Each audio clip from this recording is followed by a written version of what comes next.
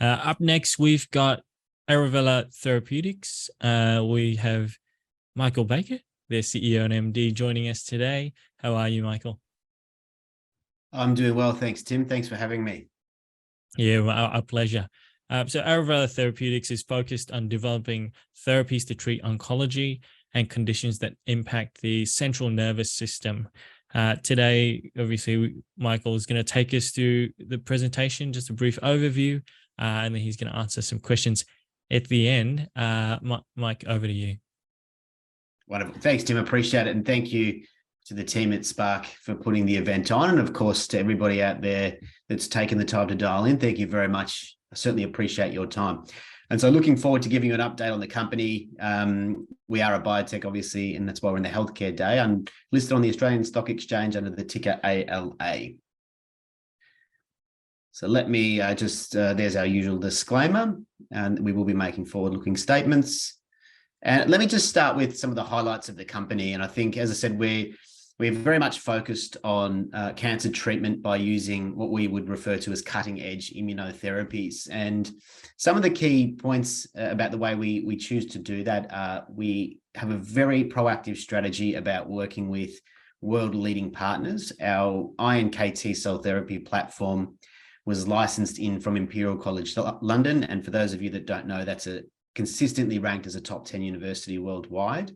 Our second program was acquired or in-licensed from the MD Anderson Cancer Center, which is considered, if not one of the best, certainly the best cancer center in the world. And recently, we just entered into a strategic collaboration with a very successful Australian-based biotechnology company, Imugene. And as a result of those partnerships, we now have an allogeneic platform, which I'll explain it a little bit in a moment, which gives us multiple targets and enables us to tackle multiple cancer types, including blood cancers and also solid tumors. And a key focus of the company is that we have acquired and will continue to evaluate and acquire new technologies. It's a core part of our DNA. And we'll look for things that either A, align with our strategic focus already, or they may be standalone where we think there can be a big impact in diseases like oncology. Now, we're also very data-driven. We believe that great science underpins great data, and that underpins great therapeutics. And that helps us and guides us on our decision-making quests. We have an exceptional team that we've worked hard to build over the last 12 to 18 months with a very deep amount of experience in drug development, and particularly in cell therapies, which is important. And so for all these reasons, we do see that we are poised for growth. We're the only ASX-listed company with an CAR-INKT cell therapy platform. And for the technology acquired from MD Anderson, the only company in the world that's working on that particular technology. In terms of our metrics, we're currently valued in the $18 to $20 million range. So I think already, and Cyprus, thanks for that overview. We've certainly enjoyed some of the ride over the last 18 months or so. But we certainly don't believe that where we sit today adequately reflects both the technologies that we've got and that we're developing, as well as the team. At the end of September, we had $4.3 million cash in the bank. That does not include our R&D tax rebate, which we're expecting before the end of the year. And we've also announced last week that we're closing the R&D facility that we had based in Western Australia for our oral spray technologies, and we expect all the resources now to be redirected into our cell therapy programs. So in terms of our shareholders, we do have, we're delighted that we've got Merchant as our largest shareholder. They've had numerous wins in biotechnology with groups like PolyNovo, Race Oncology. So delighted to have them cornerstone our placement earlier in the year. But also we've got a number of other small institutions and high net worths on the register, but certainly looking to have others join the register that understand not just the risks, but the potential returns that can come with a biotechnology company, especially when you're focusing on the cutting edge technologies like Arovella. So in a word, what is it that we are focused on tackling? It is cancer, and that's largely because of the prevalence. So in 2020, there's approximately 20 million diagnoses and half as many deaths. So clearly it's still an enormous problem. We need to do better, and not just from a societal impact point of view. It represents an enormous market opportunity. So again, it's a very sensible target for us to go after. Now, more specifically, what we're looking at, as I alluded to, it's a type of immunotherapy that we call a cell therapy. So some of you may have heard the term CAR-T, and that's probably the closest relative to what we're working on. And why we're so interested in it is because it has revolutionized, or these types of therapies have revolutionized the way that we think about cancer treatment. And that's because we're starting to use the word cure and cancer in the same sentence. And this is just two snapshots of a combination of articles from Feb and May this year, where patients that had taken these therapies experimentally more than 10 years ago are still cancer-free, hence why we're using the word cure and cancer in the same sentence. So for Arovella, what we're actually working on, it's a little bit different to CAR-T, actually quite a bit different. So we don't use T cells, which are a naturally occurring immune cell. We use iNKT cells, and I'll explain the difference in just a moment. But as I said, the platform was developed at Imperial College London. There's the inventor with one of his postdoctoral researchers in the laboratory. And before I go into the advantages relative to T cells for iNKT cells, I want to talk about how these therapies actually work, just to give you an understanding of what the process looks like.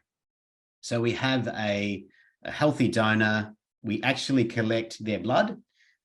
We take the immune cells of interest, and that's why we're dealing with a living therapy here.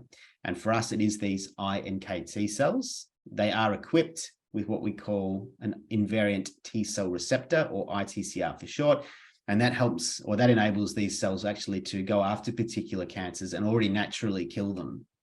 And so what we go to the effort of doing in a laboratory is genetically reprogramming the cells. So they produce now what's called a chimeric antigen receptor, or CAR for short. And that's where we get the word CAR-INKT, or CAR-T. Now, what this is, it's basically it's a guided missile that will drag the immune cell to find and kill the cancer. And so what we do after we've successfully engineered them is grow them up. So there's billions. We then vial them and we store them in a freezer. And so when an eligible patient is able to take the therapy, they undergo what's called lymphodepletion, and then they receive the therapy, which will go in and attack the cancer cells. So I'd like to point out now the differences between an iNKT cell therapy versus a T cell, because there are numerous differences that why we think this will be a superior product. And the first is iNKT cells do not cause something called graft versus host disease. So this is essentially taking an immune cell from somebody else and giving it to another person. For T cells, for example, they can cause graft versus host disease, which is fatal, or can be fatal. And it's essentially those immune cells going and attacking the recipient of that particular therapy. So iNKT cells don't do that. And that's why we call what we call an allogeneic therapy, or an off-the-shelf therapy. And what it means is we can actually start from a healthy donor and produce the material, scale up, freeze it, store it, and use it when it's needed. For the currently approved therapies, which are T cells, you must start from the patient. And so what that means is you actually have to collect the patient's blood, collect the T cells, and then make the therapy. So for every single individual to take the therapy, it must be made bespoke. It must undergo quality control. So from a supply chain point of view, it's quite logistically challenging. It's expensive at about $500,000 per dose. So it's shown us the way. It's great, but that's why we're so excited to come up with what we call Generation 2, so we can roll it out at scale. In addition to that, when you're starting from patient material, likelihood is they've seen chemotherapy in addition to the cancer itself. So the starting material is likely not to be as good as well. Now, in addition, iNKT cells are one of the most potent immune cells, so they're very effective. They're the front line of our immune system. Once they've been activated, they also recruit other components of the immune system. And we've got data to show that for certain cancers that produce CD1D, they perform better than conventional T cells. So I'll run through this very quickly, but let's imagine we had to look at this on a molecular level, how it works. So we start with the iNKT cell. It's already naturally containing the ITCR, which will help it to kill cancer cells. We engineer them to produce the chimeric antigen receptor, which will drag them to kill the cancer cells. That gets given to a patient. We get dual engagement of the ITCR with CD1D on the cancer, the CAR with the particular marker on the surface of the cancer, and release of components that basically burst those cancer cells, and components that also attract other immune cell players. So in terms of our pipeline, we've got three major programs that we're currently developing. The first is what we call ALA-101, and we're using that to target and treat a particular form of blood cancers that produce CD19. As I said, we announced a strategic collaboration with Imugene where we can take ALA-101, we'll combine it with the Imugene platform on CAR-INKT, and that will enable us to target a range of different solid tumors. And as I mentioned earlier, ALA-104, this is the product we acquired from MD Anderson, and we're developing that specifically to treat a blood cancer called multiple myeloma, but also potentially solid tumors. Now, I won't talk about that today just in the interest of time, but I'll take you through a little bit more about our two other programs. So ALA-101, as I mentioned, we're developing for blood cancers, and let me just talk through why we think it's going to be, has a great chance of being a really effective off-the-shelf therapy for these cancers. So there's three major points I'd like to run through very quickly. First, what we know from the data we've collected is that we see much faster killing of particular cancers that produce CD19 and CD1D over conventional T-cell therapies. So let me just quickly walk through this. On the top two rows, we're looking at mice that have been given the cancer. So they've been engrafted with cancer that produces CD1D and CD19. And on the bottom two rows, we're looking at the animals after 3 days after treatment. So in the first column, it's essentially treated with salt water. The second is treated with non-engineered T cells. The third is with non-engineered iNKT cells. And the fourth column is the closest comparator to what's commercially available. It's the CAR-19 T cells. So when we see anywhere that there's the blue, the green, the red, or the yellow, that's actually the engrafted cancer cells in the animals. So after 3 days of treatment, what we see in all four of those, what we call control groups, there's quite a lot of color and telling us there's still quite a lot of cancer still in those animals. When we look at the last column, this is our therapy CAR-19 iNKT cells. We can clearly see after 3 days, the tumors have been eradicated. So great that it's fast, but what we're more interested in is survival. So that's what we're looking at on this next graph here. It's what we call a survival curve. And we're looking at the vertical axis is how many animals are alive. So 100% at the top, 0% at the bottom. And on the horizontal axis, we're looking at how many days they've survived for. So for those three controls that I mentioned a moment ago, all the animals die between 40 to 60 days. The closest comparator to the commercial CAR-T products, we see about 60% alive at 90 days. And when we look at the CAR-INKT cells, we see that it's in the order of 90 to 95% of the animals are still alive. So checks the box in great speed of activity. We think that contributes to a better response in terms of overall survival. And I just want to point out this last finding that came out of these studies where there was 4 mice, 1, 2, 3, 4. They were all treated with our therapy. And what happened after about 20 to 30 days following remission, so following clearance of the cancer, it actually returned. So you can see the color here in the brain of all 4 of these mice. And what was quite remarkable is the animals actually underwent a spontaneous secondary remission. So the cancer was resolved a second time, which tells us a few things, that the cells are able to remain and persist to kill the cancer. They're able to reach the brain, and 2 very important findings considering that we're thinking about taking these therapies into solid tumors. So let me just quickly now switch gears. I'd like to talk about the recent strategic collaboration with Imugene and Arovella. As I mentioned, it's a combination of both of our platforms, which is quite exciting. So it's lovely to be partnering with Imugene. As I mentioned a moment ago, they've certainly had a lot of success in the Australian biotech market. So it's certainly a pleasure to be working with them. And what it is exactly is, as I said, it's a combination of the 2 platforms. Imugene have what we refer to as an oncolytic virus. And I think we can all appreciate what a virus is now after the COVID-19 pandemic. In that case, it affects and infects healthy cells. But what City of Hope, Professor Yuman Fong have done is designed this oncolytic virus so that it only targets tumor cells, not healthy tissues. Now, a very talented individual, Dr. Saul Priceman, has also engineered the virus a step further so that it actually makes the tumor cells produce CD19, and then essentially marks the tumor cells with CD19 on their surface, so they wouldn't naturally produce that. Now, already that therapy without the CD19 has been included in phase 1 clinical trials, so Imugene are already capturing safety data, which is quite helpful. But the idea is once the virus has infected the tumor cells and they are producing CD19, our lead program will be able to be used over the top and come in and destroy those solid tumor cells now with CD19 on their surface. So quite an exciting combination of two really exciting therapies.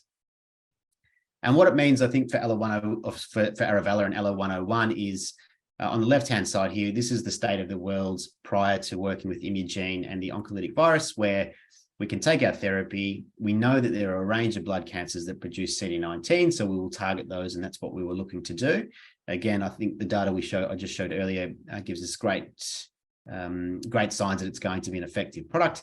But now when we combine this with the oncolytic virus, what it does, it essentially allows us to shine a much larger lens onto a whole host of cancer types, solid tumors. And because they actually represent about 90% of cancer diagnoses, it certainly opens up a whole new horizon for this product, which is quite exciting.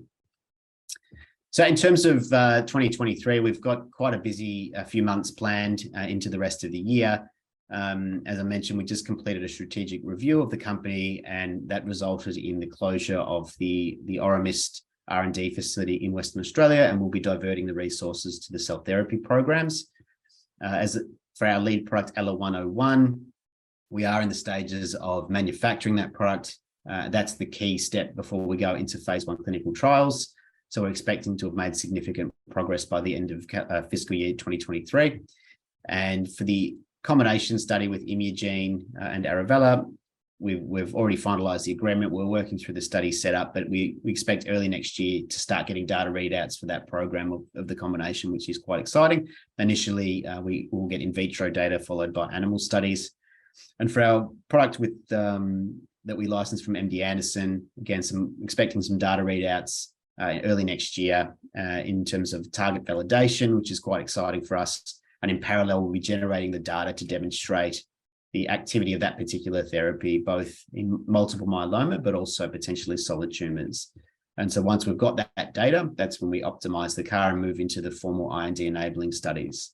And as I mentioned earlier, a key focus for us is to continue to look to acquire, in-license or partner with others to expand our horizon and our footprint in the oncology space. So just in summary, I think it's pretty clear we've got world-leading partners in Imperial, MD Anderson, and Imugene. Now we've got a platform with a number of different targets that we're going after. We'll continue to use data for our development programs and also to acquire new technologies. I didn't show any of the individuals, but we certainly have a world-class team. We've worked very hard to build that, and we'll continue to build that out as we progress towards clinical trials. And again, as I said, for these reasons, we think that Arovella is well positioned, despite the headwinds that we're all facing in the sector at the moment. I think we're well positioned for growth throughout 2023. So with that, I'd just like to say thanks again to the team at Spark. Thanks everybody for listening. I'd be happy to take any questions.